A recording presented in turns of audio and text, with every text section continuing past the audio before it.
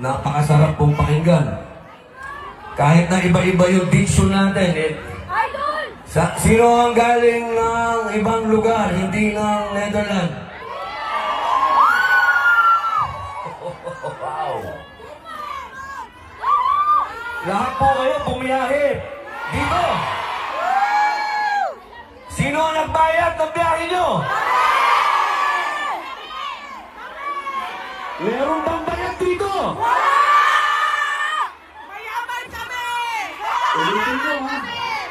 Meron bang bayad dito? Wala!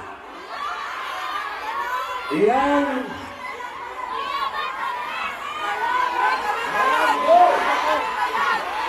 May pera kami!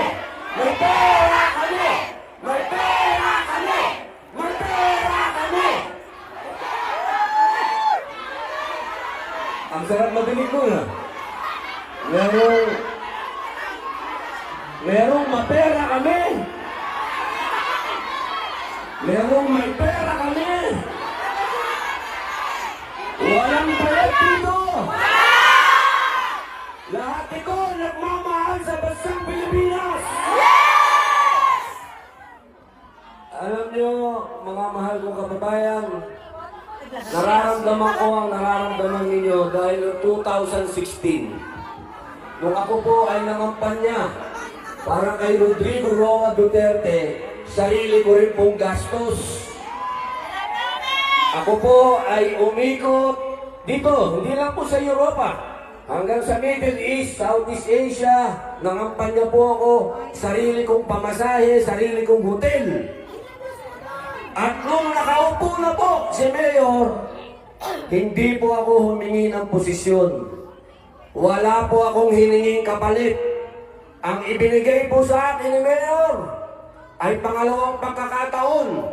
Binigyan niya ako ng absolute pardon, pangalawang buhay. Kaya nandito po ako. Nakalulungkot mang sabihin, pero marami po sa mga kaibigan namin ni Mayor, kakilala na lang. Napakabilis pong makalimot.